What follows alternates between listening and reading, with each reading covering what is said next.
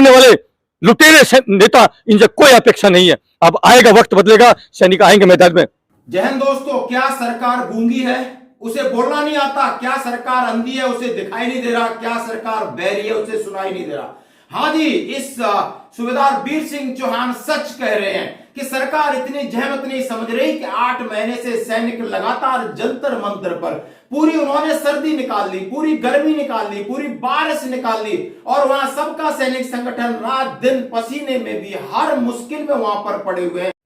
जो सैनिक पिछले 7 महीने से देख रहे हैं, सरकार ने हमारी संज्ञान नहीं लिया, एक हमारे को इतना भी जहमत नहीं समझी कि कम से कम हमारा एक जो है छोटी सी टीम को बुलाया जाए कि भाई आपकी क्या तकलीफ है। 7 महीने से बड़े बड़े आंदोलन किए, जंतर मंत्र हो, रामलीला मैदान हो, लेकिन सरकार ने जहमत नहीं समझी है। उसके बाद कई बड़ी बड़ी रैली है, कई ज्ञापन दिए जा रहे हैं और नजदीक जाके दिए जा रहे हैं, हाथ जोड़े जा रहे हैं, सलूट मारा जा रहा है, और क्या करें, आपके पैर छू रहे हैं, मिन्नतें कर रहे हैं और संसद की तरफ भी जा रहे हैं। अब आखिर हम करें क्या?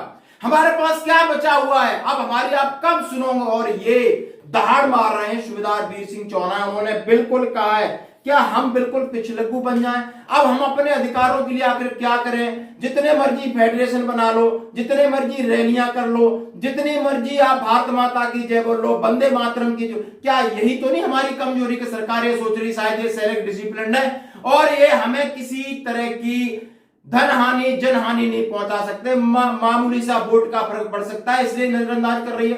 क्या मोदी सरकार को यह दिखाई नहीं दे रहा कि 65,000 करोड़ रुपए का ऐलान करने के बाद बार बार जवान 3 जुडिशियल कमेटी की मांग कर रहे हैं, उन्हें सुनाई नहीं दे रहा?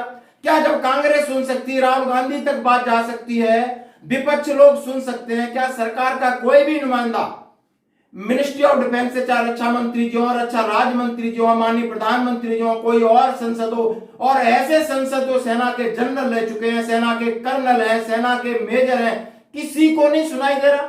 और सब इन्हीं की वोट बैंकों से चुन के आए हैं और पिछले 10 साल से सैनिक लगातार आपके पीछे आपकी मदद कर रहे हैं। क्या हमारे सेना के वरिष्ठ अधिकारी जिनकी वहां पर पकड़ है ये नहीं कह सकते नहीं जो भी हुआ इनको न्याय दिला दो?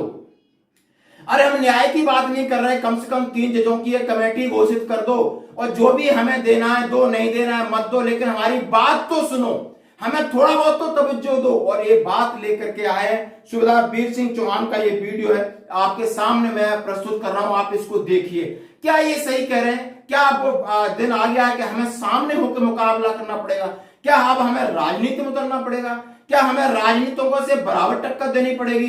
क्योंकि प्रजातंत्र के अंदर यदि आप किसी के ऊपर प्रभाव छोड़ना चाहते हो, आप किसी को झुकाना चाहते हो, तो वो है राजनीतिक दबाव, जनता का दबाव, वोट बैंक का दबाव। और यही एक सौदेबाजी राजनेताओं में चलती रहती है, एक पार्टी से दूसरा पार्टी, दूसरे से तीसरा पार्टी, और एक दूसरे को पॉलिटिकली ब्लैकमेल करते हैं, पॉलिटिकली सौदा करते हो। जवान इनोसेंट होते, जवान सीधे होते, जवान आज भी बोलते हैं भारत माता की जय, वंदे मातरम। सबसे पहले जवान बार बार कह रहे हैं सबसे पहले देश है, उसके बाद भारतीय सेना, उसके बाद हम है, और हमारे हक, हमारा मान सम्मान के लिए हम सिर्फ मांग कर रहे हैं आपसे, आप हमें बुला के तो देखिए, हमारी एक बार सुन के तो देखिए, आप मांग मत मानना, लेकिन अब इतना तो दे दो कि 8-9 महीने से लगातार 20 फरवरी से पड़े हुए हैं, हम लगातार रैलियां कर रहे हैं, रेवाड़ी करके दी, रामलीला मैदान पे करके दिखाया, जंतर मंत्र पे कर रहे हैं, हम ज्ञापन दे रहे हैं। क्या हम इतने अब इतना हम नीचे हो गए कि हमें नजरअंदाज कर दी जाए? वहीं सैनिकों की कसम खाते हैं, वहीं सेना के लिए बड़ी बड़ी बातें करते हैं, और इतना सब कुछ दिया, आखिर हमने ऐसा क्या मांग लिया कि आप बिल्कुल अंधे हो गए, आप बिल्कुल बहरे हो गए, आपकी सरकार बिल्कुल चुप? क्यों ऐसा हो रहा है? माननीय प्रधानमंत्री जी से सैनिकों की ये फिर दरख्वास्त है कि आप कम से कम किसी नुमाइंदे द्वारा इन सैनिकों की सुनिए, आखिर ये सैनिक क्यों इतने परेशान है और क्या मांगना चाह रहे हैं? सिर्फ मांगना चाह रहे हैं कि 1 रैंक 1 पेंशन के लिए जो आपने 65,000 करोड़ खर्च किए हैं वो सैनिकों को नहीं मिला है। आरओपी 2 में तमाम विसंगतियां हैं, और ये ऐसी रही तो आरओपी 3 हो, आरओपी 4 हो, जवानों को कुछ नहीं मिलने वाला है। इससे बेहतर है कि आप अपनी आरओपी को बंद कर दीजिए और पैसा और कहीं लगाइए, हमें कोई प्रॉब्लम नहीं है। आप वीर सिंह चौहान का वीडियो देखिए, ये वीडियो बहुत ज्यादा वायरल हो रहा है, हमारे पास भी कई लोगों ने भेजा, हमने कहा चलो इसके ऊपर आज एक वीडियो बनाते हैं और इनकी आवाज में अपनी आवाज, अपने पूरे सैनिकों की आवाज मिला करके कोशिश करते आखिर ये बात कहां तक जाएगी। धन्यवाद दोस्तों। जो सैनिक पिछले 7 महीने से देख रहे हैं, सरकार ने हमारी संज्ञान नहीं लिया, एक हमारे को इतना भी जहमत नहीं समझी कि कम से कम हमारा एक जो है छोटी सी टीम को बुलाया जाए कि भाई आपकी क्या तकलीफ है। 7 महीने से बड़े बड़े आंदोलन किए, जंतर मंत्र हो, रामलीला मैदान हो, लेकिन सरकार ने जहमत नहीं समझी है। अब मैं उन सैनिकों से अपील करता हूं कि आप जो अंधभक्ति है, जो बीजेपी की अंधभक्ति है, उसको छोड़ दीजिए। मैं कहता हूं मुद्दत से मौका मिलता है, आपके पास मौका है, मैदान में कूदना पड़ेगा हम लोगों को।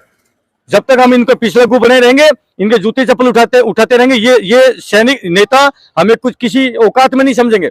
अभी आपने देखा होगा एक जब अग्निपथ योजना आई, जब एक कैलाश विजयवर्गीय जैसी उसकी शक्ल वैसी उसकी जो स्टेटमेंट थी कि अगर जो रिटायरमेंट होके आएंगे अग्निपथ वाले, वो बीजेपी के कार्यालयों पर चौकीदार का हम उसको मतलब आप ऐसी आपको सैनिक भाइयों, आपकी औकात सिर्फ चौकीदार की रखते हैं और आप इनकी दलाली में लगे। मैं कहता हूं वो सैनिक नहीं हो सकता, सैनिक का खून भी नहीं हो सकता जो नेताओं की दलाली करता है। धिक्कार है ऐसे सैनिक के ऊपर, थूकते हैं ऐसे सैनिक के ऊपर जो अपने आपको सैनिक कहलाता है। अरे नालायक हो, ये हमें हमारी इतनी भी जो है जहमत नहीं समझते कि हमें एक कम से कम 2-4 हमारी टीमों को, नुमाइंदों को बुलाते, पूछते भी क्या आपको विसंगतियां क्या बताइए आप हमें, लेकिन नहीं पूछी। और उसके बावजूद भी मैं कहता हूं आप दलाली में कर रहे हो, तो ये साबित करता है कहीं न कहीं आपके पूर्वजों ने अंग्रेजों की मुखबरी और दलाली की होगी, अपनी अस्मिता को बेचा होगा, परोसा होगा। उन्हीं की औलाद, क्योंकि दलाल की औलाद दलाली करेगी, क्रांतिकारी रहेगा। आम के पेड़ पे केला नहीं लगेगा, आम के पेड़ पे आम लगेगा। दलाल का जिसका डीएनए था, जिसके पूर्वजों ने, जिसके माँ बाप दादों ने, हरामजादों ने अंग्रेजों की मुखबरी दलाली की होगी, उन्हीं के बेटे पोते आज नेताओं की दलाली में लगे हैं। मुझे कहने में कोई गुरेज नहीं है। मैं धिक्कारता हूं ऐसे सैनिकों पर जो नेताओं की दलाली में लगे, थूकता हूं ऐसे सैनिकों पर।